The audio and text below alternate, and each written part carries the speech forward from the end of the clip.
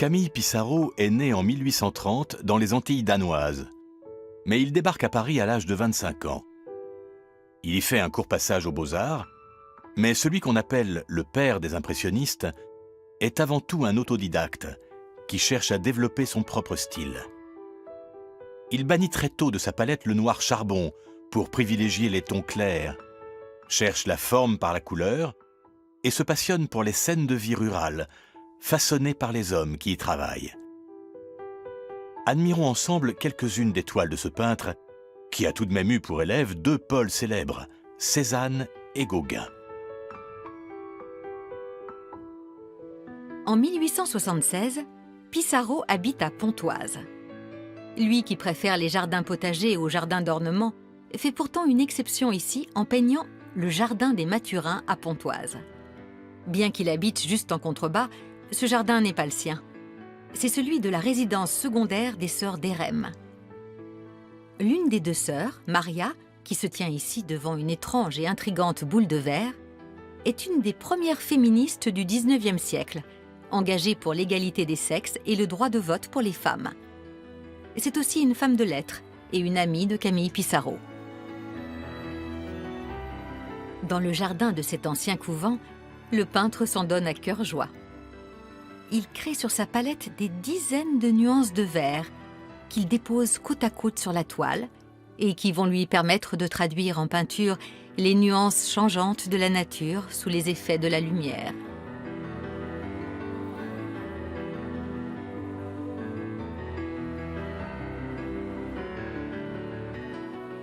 Quelques années plus tard, en 1884, Camille Pissarro quitte Pontoise et s'installe à Éragny. Dans ce village, il cultive des fruits, des légumes et il élève des animaux avec l'aide de sa femme Julie. Car pour eux, la campagne est non seulement belle et paisible, mais elle est aussi nourricière, synonyme de vie. Et c'est ce que Pissarro traduit en peinture dans ce tableau, la récolte des foins. Regardez la façon dont il a appliqué des traits et des petits points. Les couleurs ne sont plus mélangées sur la palette. Elles sont juxtaposées pures directement sur la toile, si bien qu'elles se fondent entre elles quand on regarde le tableau dans son ensemble. C'est une nouvelle technique, le pointillisme, que Pissarro adopte sous l'influence de son ami Georges Seurat. Il s'agit pour l'artiste d'appliquer distinctement des petits points de couleur pour former une image. Dans une lettre qu'il envoie à son fils, le peintre écrit d'ailleurs qu'il s'est battu avec ce tableau pendant des jours pour parvenir à réaliser exactement ce qu'il avait en tête. Vers 1890, Pissarro commence à souffrir d'une maladie des yeux, sans doute provoquée par les longues séances de peinture en plein air. Comme il ne peut plus courir la campagne et poser son chevalet dans la nature, il loue des chambres dans plusieurs villes de France et peint de la fenêtre de sa chambre d'hôtel des vues métropolitaines de la Belle Époque.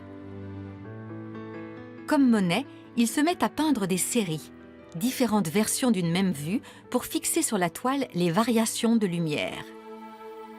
À Paris, il réalise une série de 13 tableaux du boulevard Montmartre, dont celui-ci, sous le soleil de l'après-midi. Le boulevard est baigné par une douce lumière rose qui se reflète sur les façades des bâtiments, alors que l'agitation se décline en touches plus sombres. Les Parisiens sont tous habillés de costumes noirs, comme si le peintre voulait mettre l'accent sur l'anonymat des villes. Mais surtout, regardez comment Pissarro traduit le rythme trépidant des grands boulevards parisiens. Il applique des petits coups de pinceau pour suggérer la densité de la foule, mais aucune forme n'est vraiment nette, ce qui donne une impression de flou. Les calèches ont donc l'air d'être en mouvement, dans une ville animée et dynamique.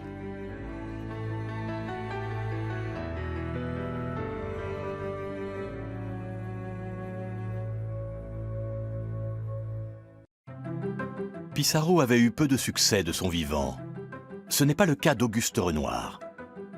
Pierre-Auguste Renoir est né en 1841 à Limoges, mais il arrive à Paris très jeune.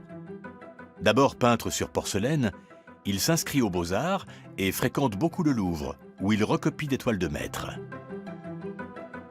Même s'il fait partie du premier groupe des impressionnistes, Renoir change plusieurs fois de style au cours de sa vie.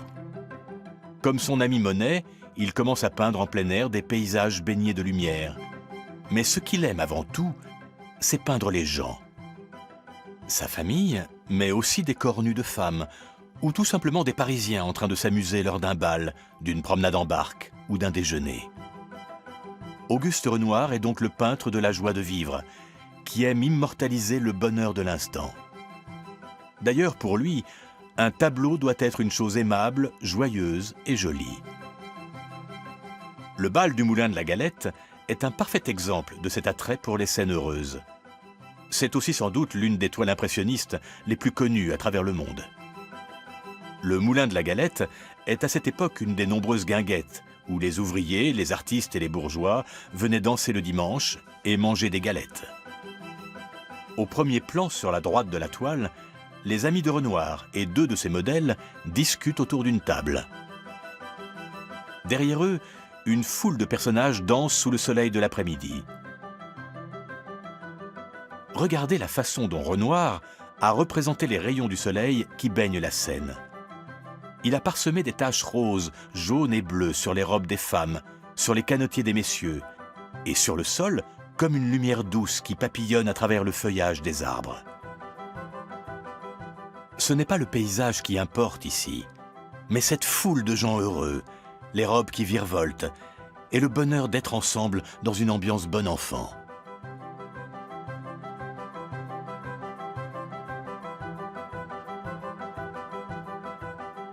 Et voici, en plein soleil de midi, le plus vieux pont de Paris, le Pont Neuf, que Renoir a peint en 1872.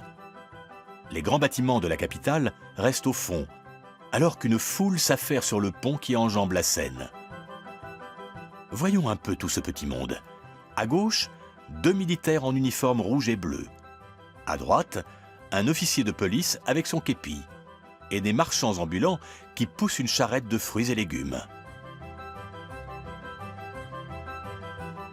Les immeubles du quai de l'Horloge, sur l'île de la Cité, ont absorbé les reflets jaunes et bleus du ciel, et les femmes ont ouvert leurs ombrelles.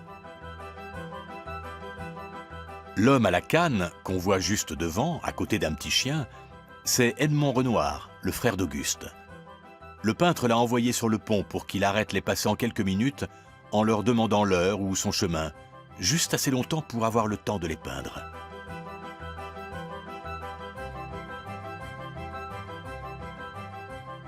Installé au 2e étage d'un café, Renoir surplombe la place avec ses fiacres, ses réverbères et la statue d'Henri IV. Il inonde la scène d'une lumière si vive qu'on plisserait presque les yeux en fixant le sol. Vous ne trouvez pas? Notre dernier tableau de Renoir, l'Aïeul, reprend tous les thèmes chers aux impressionnistes. Une étendue d'eau qui miroite au soleil de la campagne, des reflets multicolores à la surface des ondes et sur la coque du canot, sur lequel 2 jeunes filles passent vraisemblablement une belle après-midi d'été. Pour traduire la lumière et créer un effet éblouissant, Renoir a juxtaposé 2 couleurs complémentaires, le bleu de la Seine et l'orange de la barque, qu'on retrouve aussi sur la coque du voilier. Ici encore, les loisirs des Parisiens sont au centre de la toile. Pour finir, allons faire un tour du côté de Vincent van Gogh, un peintre majeur dans l'histoire de l'art. Né en Hollande d'un père pasteur, Van Gogh est un véritable personnage de roman. D'abord étudiant en théologie, il devient professeur à Londres avant de partir évangéliser les mineurs en Belgique. Mais le jeune Vincent a une santé fragile. Fougueux, dépressif, il retourne chez ses parents en Hollande et se consacre entièrement à la peinture. Une peinture au ton sombre qui raconte la vie rude des paysans hollandais. À l'âge de 33 ans, il s'installe à Paris. C'est là qu'il fait la connaissance des impressionnistes qui vont influencer sa peinture. Van Gogh éclaircit sa palette et fait exploser les couleurs, comme ici dans la fameuse chambre de Van Gogh à Arles. Dans la lumière inspirante du midi où il s'est installé, Van Gogh peint ce qui l'entoure. Sa santé mentale se détériore, aussi il aime peindre ce qui le rassure et calme ses tourments. Il y a juste l'essentiel dans cette chambre, et bien sûr au centre le lit, synonyme de chaleur, de confort et de sécurité. Autour, 2 chaises, une petite table, un miroir et des tableaux accrochés au mur. Un mobilier simple auquel il a donné des couleurs éclatantes. Mais l'instabilité du peintre est visible aussi. Regardez, les meubles semblent glisser vers l'avant. On dirait presque qu'ils flottent dans la chambre. Van Gogh peint 3 versions différentes de sa chambre à Arles. Celle-ci, exposée à Chicago, est la 2e version que Van Gogh a peinte de mémoire, alors qu'il était interné à l'asile de Saint-Rémy.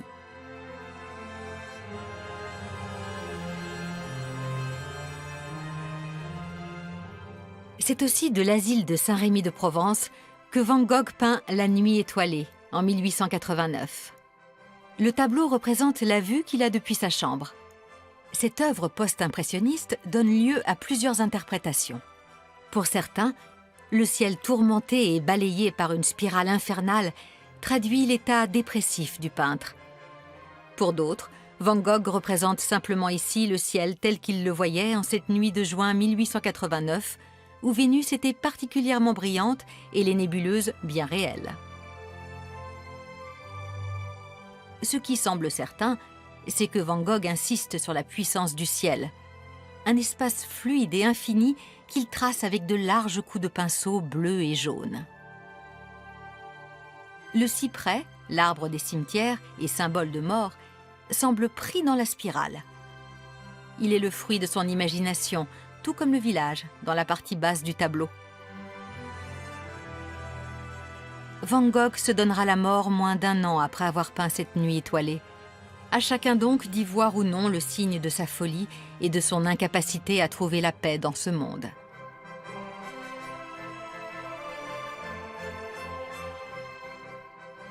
Depuis son arrivée à Saint-Rémy, Van Gogh se jette à corps perdu dans son travail. Interdit de promenade au début, il peint donc ce qu'il voit, et avant tout, le jardin de l'asile devant la fenêtre grillagée de sa chambre. Amoureux de la nature et du printemps, il jette son dévolu sur les iris, dont il fait plusieurs toiles, et sur ce buisson de lilas. Regardez les coups de pinceau vifs et brefs qui animent ce buisson, le rendent presque vivant. En tout cas, vigoureux et plein d'énergie. Des centaines et des centaines de traits verts, bleus et jaunes sont juxtaposés et superposés pour former une harmonie d'ensemble.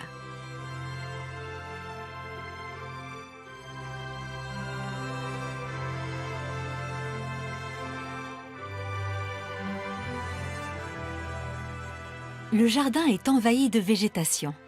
Et tout à fait à droite de la toile, un fin tronc d'arbre rappelle les estampes japonaises, très en vogue chez les impressionnistes, et que Van Gogh appréciait tout particulièrement, car, comme il le disait, les Japonais si simples vivent dans la nature, comme si eux-mêmes étaient des fleurs.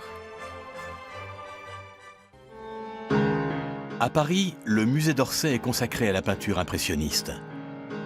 Et si c'est trop loin de chez vous, il y a toujours un musée où aller flâner en attendant le prochain épisode, consacré aux expressionnistes.